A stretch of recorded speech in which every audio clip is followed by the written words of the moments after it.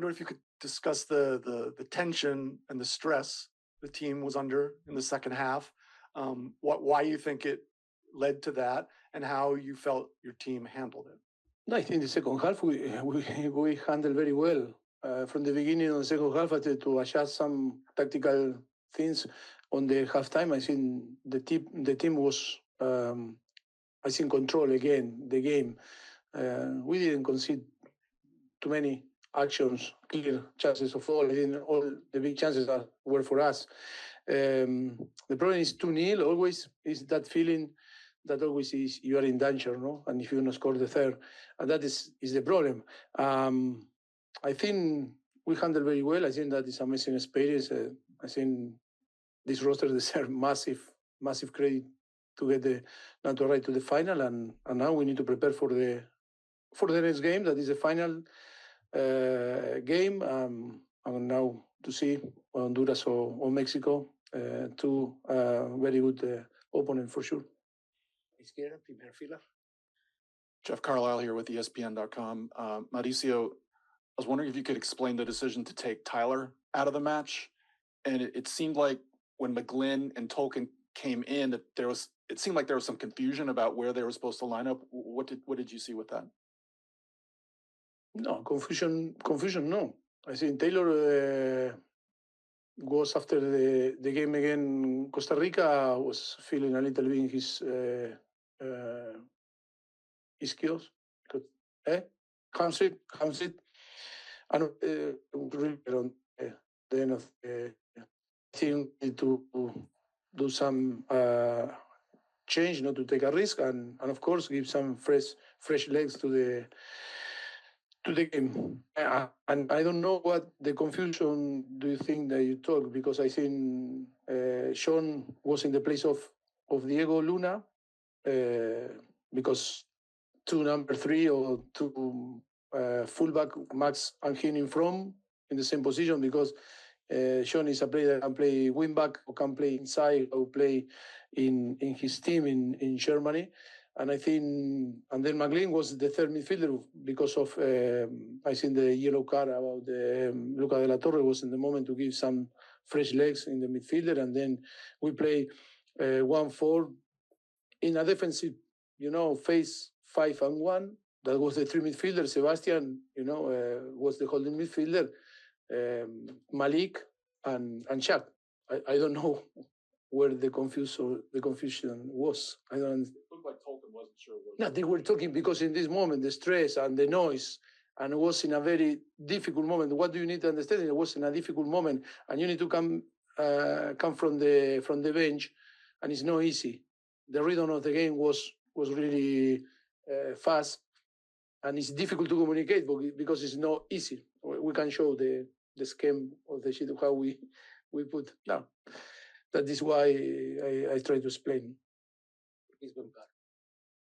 Hi, Mauricio. Congratulations, Doug McIntyre from Fox Sports. Diego, another big game from Diego. What did you make of his performance tonight? And, you first had him in January. How have you seen him grow from then until now? Hey, he's improving. He needs time. He needs improving in international games. That is completely different than to play in your domestic league. And I think he's getting experience. I'm happy. From January, how important was January, If now we talk to discover a player like him and to give the confidence, yes, Patrick is another. I think too many players that were involved there that sometimes you say he's useless. People say he's useless. No, sorry. People say it's useless, but it's not useless.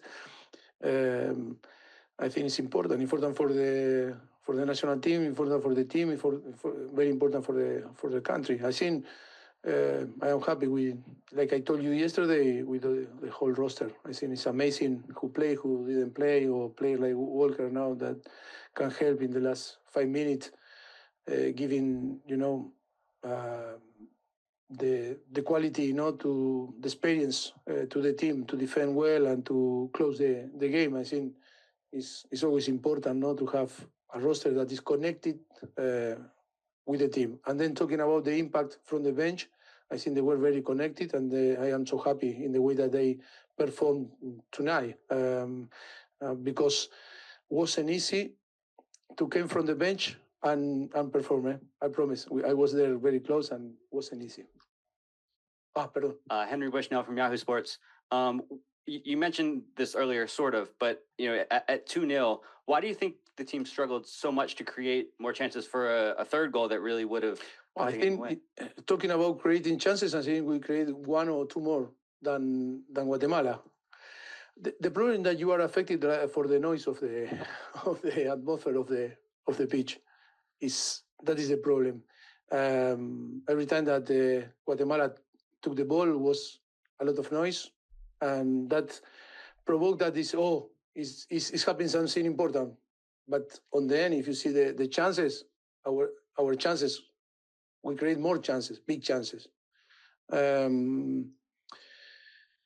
That is a thing that sometimes is difficult to change that perception or that feeling, but the reality is completely different than the perception that we can get. And then today, I need to tell you that it was like to play in Guatemala, in Tegucigalpa, because unbelievable, the fans of Guatemala. I need to say, wow, unbelievable, because it was like not to play there in your country. And that was good for our player, because it was an atmosphere that we didn't expect and happened. And every time, I think the fans gave to you, to Guatemala, and an unbelievable energy. That is football. That is football. That is football.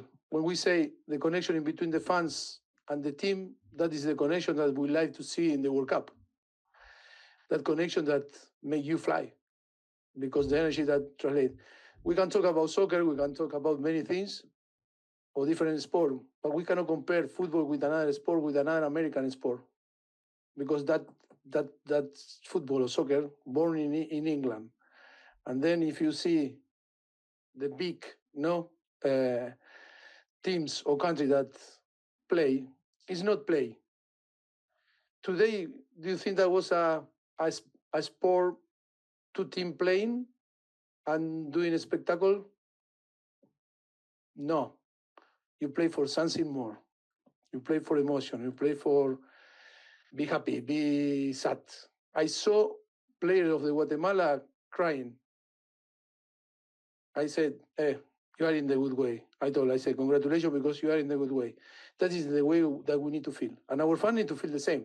It's not to come here to enjoy of the spectacle. And if you lose, nothing happen. Yes, happen a lot. Things happen because you play for your pride. You play for many, many things that I think I cannot tell you tonight. But I think it's good for our player. Because when we talk about culture, that is culture. To see your team, how fight, how come here, and how the fans behave. That is an important thing that we need to learn here in this country. But I am nothing to tell, that we need to do this or that. Only that sometimes, we talk about culture, about this, about that, but I came from Argentina, and Argentina is not the same, win or lose. The consequences are massive. Mauricio, Omnisupon, USsoccer.com. When you talk about that environment, just how important was it for Diego to kind of set the tone with that first goal and with that emotion? You can tell that he plays with that pride. Just can you talk about like how he represents that for the U.S.? When I saw him in Orlando and Miami, I think it's what I don't want now to take advantage of that he scored twice, 2 goals. It's easy now to praise him and to get the credit. I don't want to get the credit. It's his credit. It's the team credit. It's the roster credit. Only I try to provide with all the coaching staff when we arrive here is to try to see the things in a different way. And I think if I can put an example, is Diego. That is all that we expect from a player.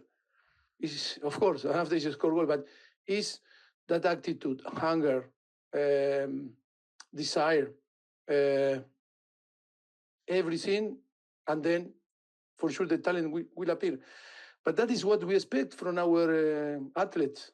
Is that what we want? It's like before I said, is win or lose, it's not the same. It's not the same. It's a lot of consequence. And if you go to play an sport only for fun, the rest of the opponent and the different country, you play for survive. You play for food. You play for pride. You play for many things. It's not to go and to enjoy and go home and laugh and that's it. And if the moment that we now this roster we start to live in this way, I think we have big roof to improve. But I think Diego was a good example that from January, how he is desperate to play for this share for the national team, and that is why now he's in the level that he's showing.